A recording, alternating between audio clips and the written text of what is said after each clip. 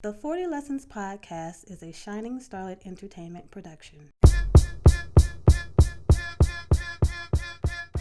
Time for another week of life, love, and everything in between on the 40 Lessons Podcast. Welcome to the 40 Lessons Podcast, where we talk about life, love, and everything in between. It's your girl, Tori Strick. And today we have a visitor with us, Queen Jackie. Today's guest of the 40 Lessons Podcast is award-winning Queen Jackie A., host and creator of the Intimacy Chronicles. You can find Queen Jackie A. on Instagram at Queen_Jackie A. Thank you for having me. I'm Queen Jackie, XP Award winner and host and creator of the Intimacy Chronicles, and it's a pleasure to be here today. We are so happy to have you. So we kicked your boy Tashala, aka 40 Lessons, out this week. We wanted some good feminine energy here today to talk about a topic that I think is an important topic. What we're going to sort of characterize as the emotional superiority of some women. Specifically talking around ideas of, when men express vulnerability, when men indicate that they don't want to engage with women who display toxic behaviors, how some women respond unfavorably to that. Either that men cannot be vulnerable and perhaps call them soft or weak.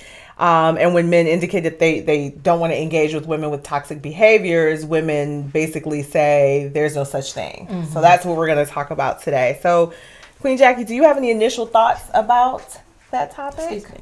Or either of those topics? I prefer to see men vulnerable. I don't like the belief, and I know it's been instilled in us that men aren't supposed to cry, but they're human. So isn't it unfair to not expect them to cry? And I don't think it makes them look weak. To me, I think it makes them look strong. And if they cry in front of you, they obviously trust you to some degree to be able to be vulnerable. I think when women criticize that, it's their own insecurity. Where do you think that insecurity comes from? I think it's been instilled in both men and women that men aren't supposed to cry. So women grow up thinking if a man cries, he's weak. So I've heard some guys say, they're looking for women who can be their peace, right? You see the memes around about that. And I think I'm not a man, obviously. I think that those memes speak to they want to be able to be with a partner who can create or help to create a safe space.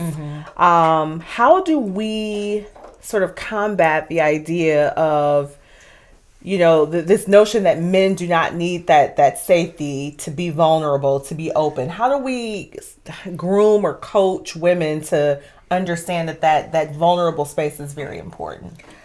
I think we have to, for women, we have to look at our men as human. They're not superheroes. And so just like we get vulnerable and we have a need for a man to make us feel safe, we have to provide that same peace. But it takes understanding, not just understanding of the man. You have to understand yourself first. And are you capable of giving that kind of safety for your man? And I think a lot of us, with our traumas from past relationships and upbringing, we aren't capable a lot of times because we don't know who we are. Absolutely. So we had a conversation in our last episode about the intended and unintended impact of trauma on relationships. And I think all of this really ties very carefully together. What would you say to a man who desires to be able to express to his partner that he essentially needs for her to help him to create that space, that safe space for him to be vulnerable? What would you say to a man who needs to have that conversation with his partner? Well, I'm a little, I'm outside of the box a lot of times. So I think we grow up with all of these ideas that maybe or may not have worked for the generations before us, but times are different now. So we have to be more open-minded. And I say the best time, and I get like emails about this, like, why did you say that? But I think the best time to have those kind of conversations when you're naked, The reason I say that, because we are at our most vulnerable. It's like we're on the same level. There's nothing between us. And then we can be openly expressive, and being physically naked, I think will help open you up to that mental naked conversation. Now, a lot of people disagree with that, but I feel like we, both men and women, are at our most vulnerable when we're naked. I agree. I mean, between that and sleep, I think we are absolutely at our most vulnerable. I'm just processing through the implications, so to speak, of having that kind of conversation when you're naked. I hadn't thought about that. You threw me for a loop, Queen Jackie. Very rarely do people throw me for a loop. Okay, so you would say to the man, you know, create the space where the two of you can be fully unclothed. And how would he go about starting this conversation with her? Because usually when you say those words like, hey, I need to talk to you, people immediately build walls. It's naked or not, they build those walls because they're like, oh my God, what is this BS about to be about? So how does he need to approach that conversation with her? I think it's a couple of different ways, but I think if he suggests, come on, let's try something different. I want us to have a conversation, but it's a little different. I want us to have a conversation naked, and let me show you why I'm saying this. I think she'll be a bit more relaxed when he says that instead of going on a defense. Because now you're talking, you want me to get naked? You know, so the defense mechanism is thrown out the window because we're on equal playing field. Okay. I like this idea of having conversations naked. I'm a fan of nudity in general, so I like my girl. I like it. I like it. I started something. Oh my goodness. So how do we? So I'm gonna flip it a little bit. How do we hold women accountable? Right.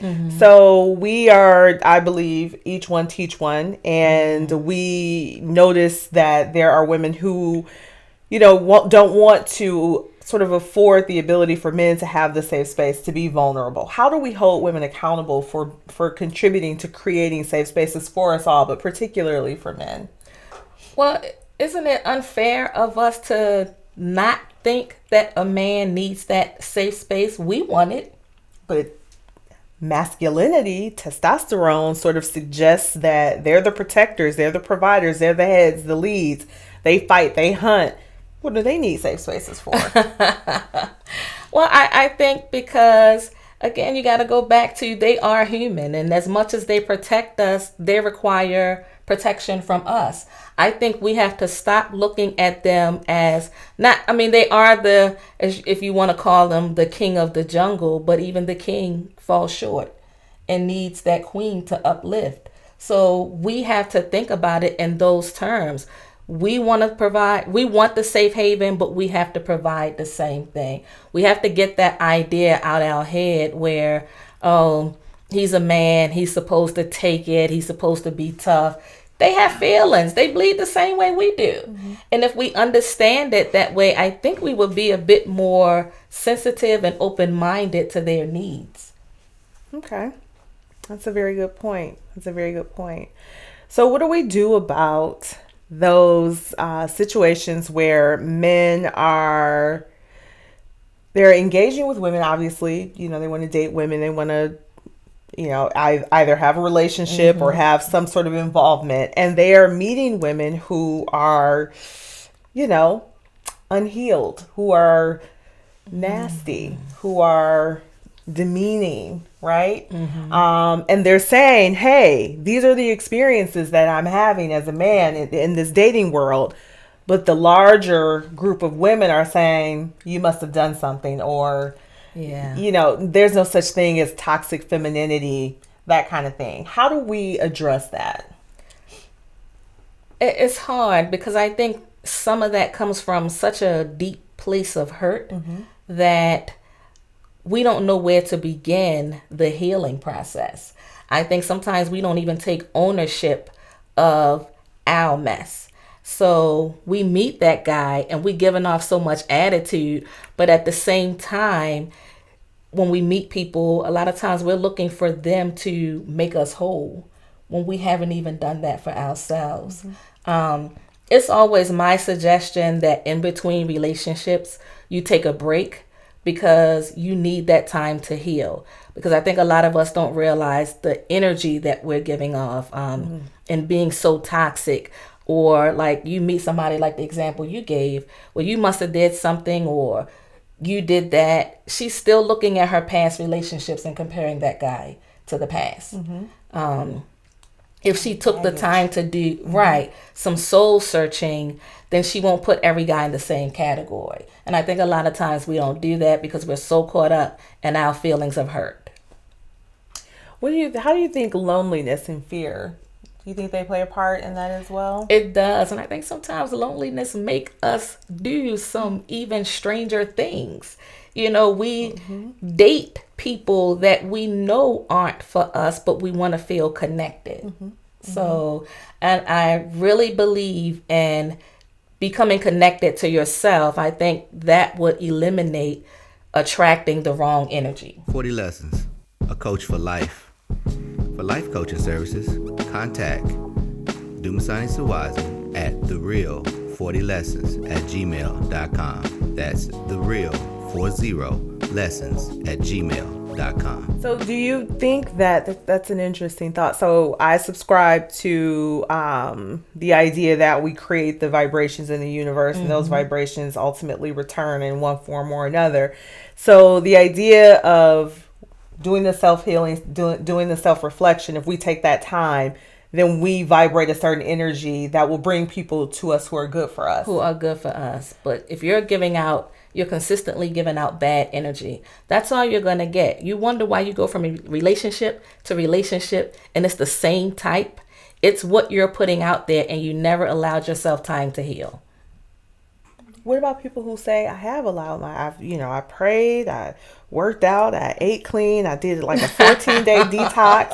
I've done the work, right? I've done the work to heal, but yet I'm still encountering these same sorts of potential partners. Because you're saying you prayed, you did the 14-day inside and out, but have you done the mental cleanse? Because I think just prayer alone isn't enough. So you got to dig deep. Prayer isn't telling you that it's you that's creating the toxic energy, so you got to take a look at your role in each relationship that went bad. And I think a lot of us aren't doing that. We're pointing fingers. It's scary to uncover. We don't want to be naked with ourselves. Isn't that something? Isn't that something? It is something. That's really something. But that's the root. Okay. No, that's the root of the problem. No. That's the root of the problem. And I feel like, and I was guilty of this prior to me meeting my husband. I felt like I didn't deserve happiness. I felt like with everything that I've done, I definitely didn't deserve that kind of happiness. And so I self-sabotage. I always did things to test his love because I felt like he's not gonna stick around because he's gonna realize I'm a mess. So I kept doing things and he kept coming back. And I had a friend, an older friend, who said, "What the hell are you doing?" And I was like, well, I think he could do better. I just was so messed up at the time. And when my friend pulled me aside, it actually really made me take a deep look at myself and where it stemmed from. And for me, it stemmed from what I experienced as a child. Was that a deep dive that you took yourself? Did you seek therapy or seek outside counsel? I did some therapy. Interesting story about that. But I did do some therapy. And not only the therapy, but I began to meditate to kind of open myself up. And I did something that was weird. One day I decided, let me stand in front of the mirror and just take a look at myself and see what I like and what I dislike. And in doing that, I felt like it opened me up to so many things. I did not realize how much I didn't like myself. So that was a really big thing for me. Oh, that's hugely important. Yeah. Taking the time, creating the space, first of all, where you can have that honest conversation with yourself. Because many times we don't want to, as we said earlier, we don't want to be accountable. We don't want to say, Right. well, I played this part in this. But then you're going to stare at yourself in the mirror. Were you naked? I'm just curious. Okay. So you stare at yourself and I'm just curious because that's sort of what? That's just sort of a part of, I think, I need to understand the process. Yeah. And you look at yourself and I think too, oftentimes women tend to be overly critical of themselves. Oh my God, anyway, yes. right? Because the world is sending us so many messages about who we need to be and how we need to look. But to stand there and to say, this is it, and identify the ups and the downs, so to speak, I think that's really brave. And I do think more of us need to take the time to do that. Absolutely. So your recommendation would be for these women who are perhaps not okay with allowing men to be vulnerable, women who are displaying toxic characteristics, for them to sort of really carefully identify inside of themselves what sort of environmental factors have contributed to them thinking that men have to always be, hard as steel and not allowed to be human or to have feelings. And then for the women who are displaying the toxic behaviors, the idea is for them to go inward and say, where are these things stemming from? And they're likely stemming from very similar sources. Yeah, definitely. It was an eye opener for me because I didn't realize I had all this mess inside. And it explained why I was so angry a lot of times. I was definitely the definition of the angry Black woman because I was, and I inflicted that pain on others. So that was pretty deep. And I think it devastated me that I could be that person. Did you ever find yourself, when you were in that angry Black woman mode, did you find yourself being one of those women who would suggest that men could not be vulnerable, could not be, maybe call them soft or whatever the case may have been? Because I grew up in the household, I've seen my dad cry one time. That was it. And so it was always said that men aren't supposed to cry. And so I grew up with that mind frame. So when I look at my uncles on my mom's side, they were very sensitive. And I remember having that conversation with an uncle. And he said the strongest men are the ones that aren't afraid to be vulnerable in front of their women. And I thought that was deep. But where do they learn that? That's the thing. Yeah. Where do they learn that? Yeah. Where do they learn that? Who teaches men? And this is where it would be nice if T'Challa were here, but he was acting funny.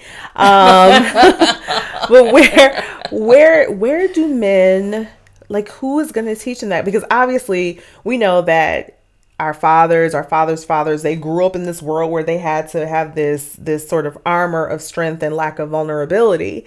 And so they would either drink or, sex or eat or smoke or work even their feelings out. Who teaches men how to create the safe space that they need?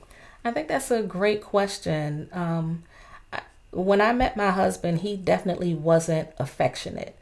And my son and I were. So my son was always surrounded by so much affection. And I remember the first time my son kissed my husband, it made him so uncomfortable because he didn't grow up in that type of environment. And so he said, come on, let's just fist pump. But after a while, it kind of wore on him. He kind of began to look forward to it. And as he saw my brothers and cousins interact with one another, he started letting his guard down, like, okay, it's okay for me to be vulnerable. And I think that's part of it too, surrounding yourself, I guess, with people that have a different state of mind.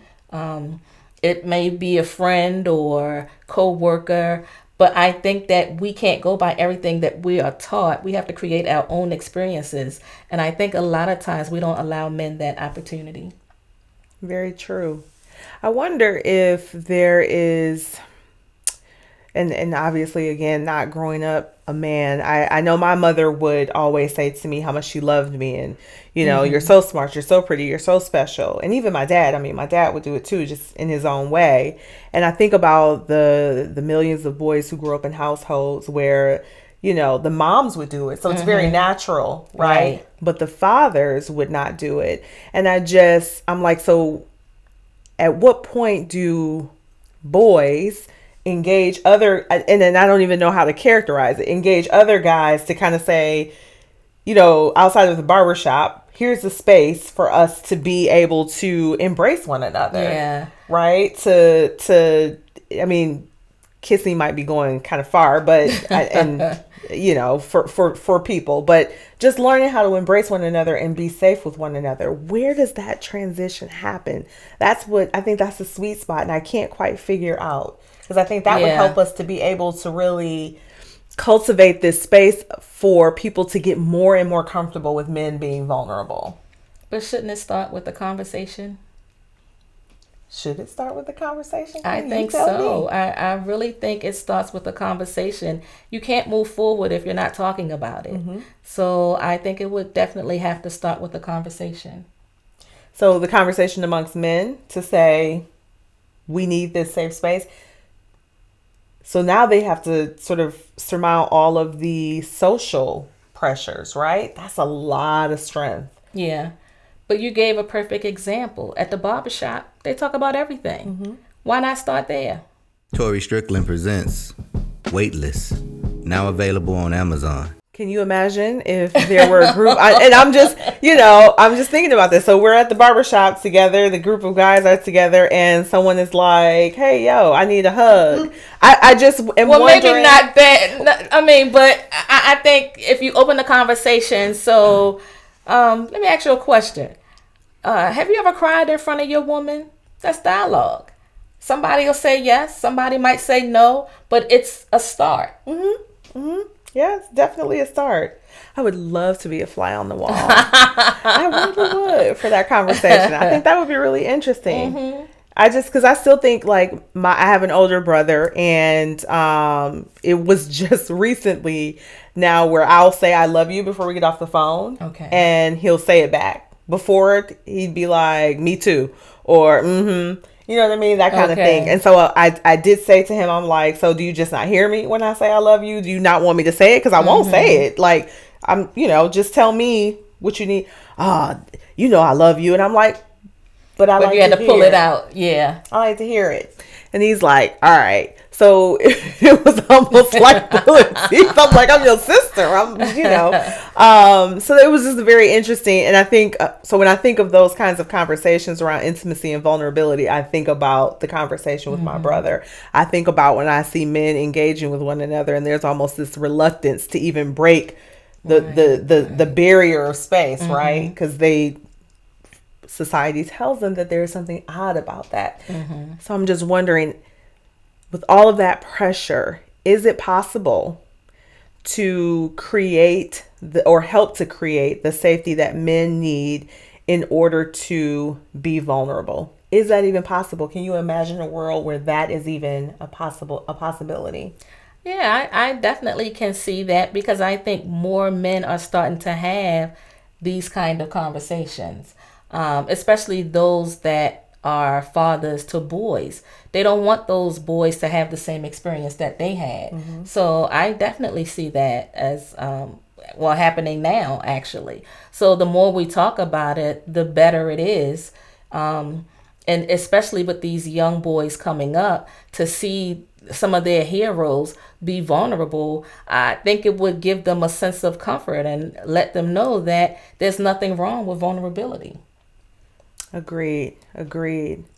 I look at the suicide rate for men, the rate of violent crimes with men, and I just wonder if we all moved in the direction of this creating this safety for then will we see the same kinds of violent crimes, the suicide rates, the violent suicides. Men tend to have more violent suicides than do women. So I'm just hopeful that, to your point, if these conversations are taking place, and I think you might be right that they are, that we're creating a space where those things will start to lessen and eventually go away.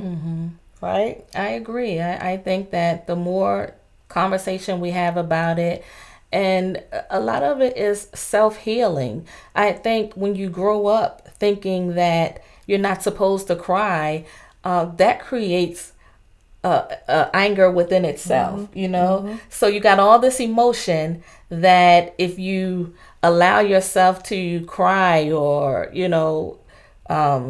show any kind of vulnerability, you're looked at as weak. And then you got all of that building up inside, and one thing can send you on a spree of some kind. So we have to do better with educating, but it definitely starts with us first, and then you can open yourself up to share that with someone else.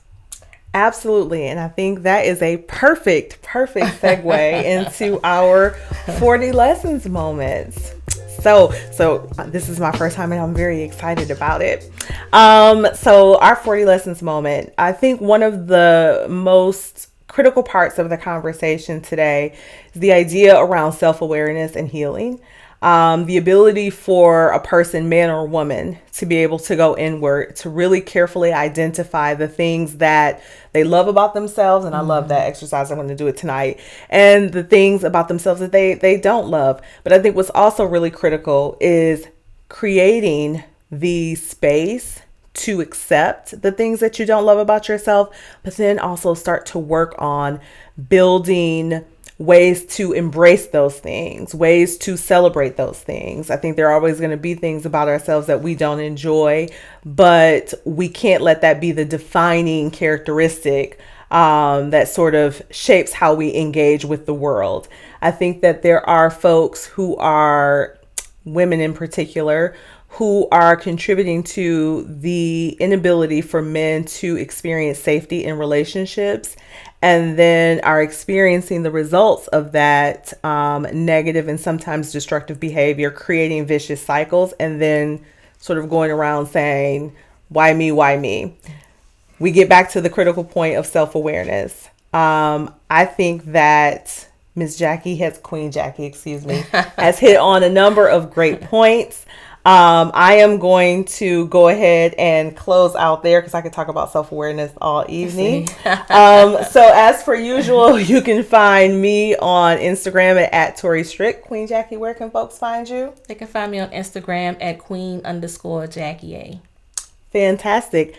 Thank you so much for joining us this evening. I appreciate it. She came a long way to hang out with us. It was a good conversation. Yes, I really am going to try that exercise now. It did, right? You never know, right? So, as usual, everybody, until next time, you say it's yours. Let's go get it.